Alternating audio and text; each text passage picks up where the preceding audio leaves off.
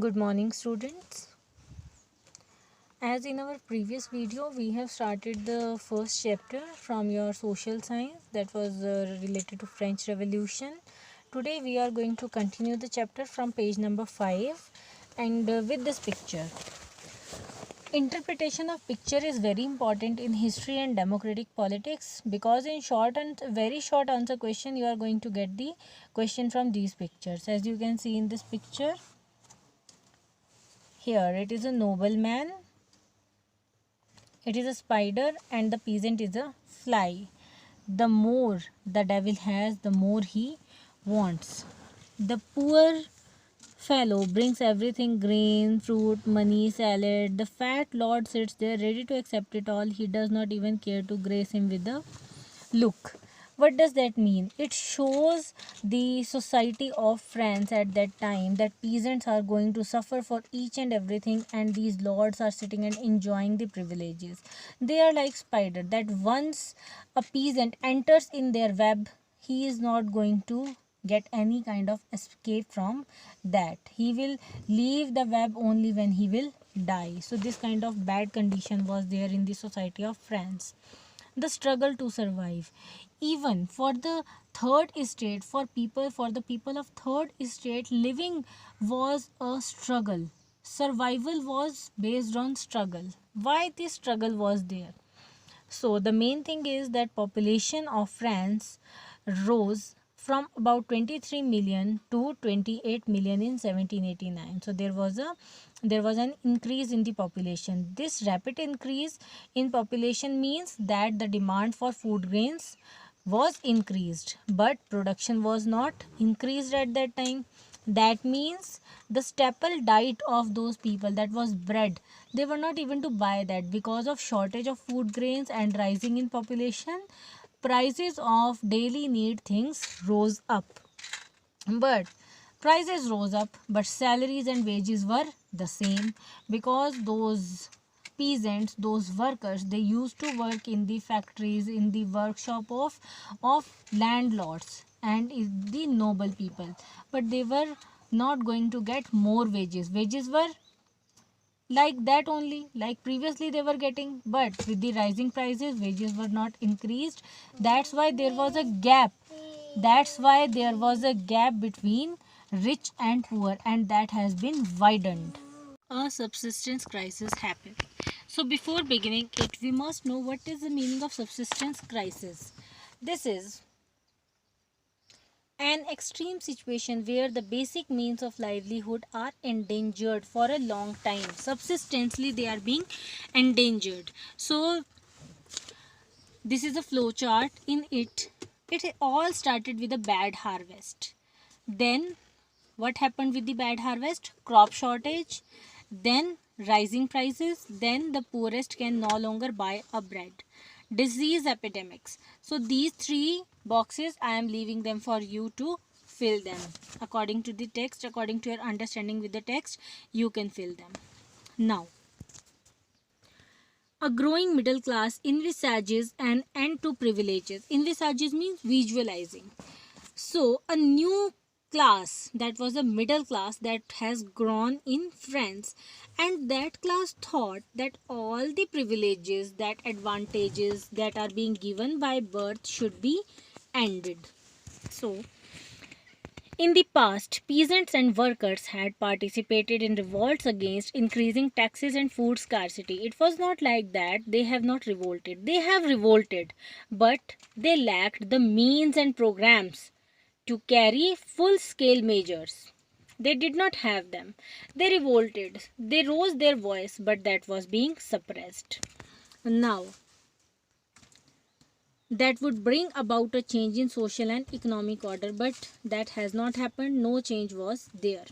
This was left to those groups within the third estate who had become prosperous and had access to education and new ideas. Now it has become. Now the responsibility of bringing a change in the society has become of third estate, or third estate may be called those people who were prosperous and access to education and new ideas. Education can change lives. The 18th century witnessed the emergence of social groups termed the middle class who earned their wealth through expanding overseas trade. So, in 18th century there was an emergence, there was a beginning of a new class that was middle class, and in that class those people were there, those who were educated. They were lawyers, they were administrative officers, they were businessmen. How they earned money? They earned money by expanding their business. All these were educated. The main thing was that education. All these were educated people, and they believed that no group in society should be privileged by birth, that advantages should not be given on the basis of birth, but a person's social position must depend on his merit. Social position must depend on his qualities, on his merits. No privileges should be given on the basis of birth. These ideas envisaging a society based on freedom and equal laws and opportunities for all means there must be freedom for everyone, equal laws for everyone, and opportunities, chances to grow should be given to everyone. And these things were put forward by the philosophers also of that time. John Locke and Jean-Jacques Rousseau were two main philosophers of that time. This is a very important question, this doctrine of divine.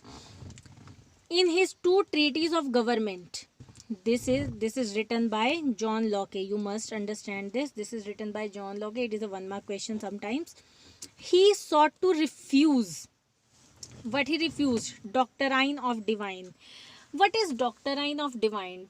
At that time it was kind of thought that were put in the mind of people that the rule of monarch was directly from the will of God. We should not interfere in that. And absolute right of the monarch means monarch can do anything. The decision of monarch would be final. So in his book, The Treatise of Government, he refused these two ideas. Then again, Rousseau carried the idea forward, proposing a form of government based on social contract between people and their representative. Again, Jean-Jacques Rousseau, he opposed monarchy. He proposed the idea that government should be based on a contract, on a with the mutual understanding of people and their representatives. In his book, The Spirit of the Laws, Montesquieu proposed a division of power within the government between the legislative, the executive, and judiciary. Likewise, we have them today. He proposed that this model of government was put into force in the USA. So, USA has opted this model after the 13 colonies declared their independence from Britain. After getting independence, USA proposed this system in which the government is divided into the legislative, the executive, and the judiciary. And in France also, people were demanding this kind of system.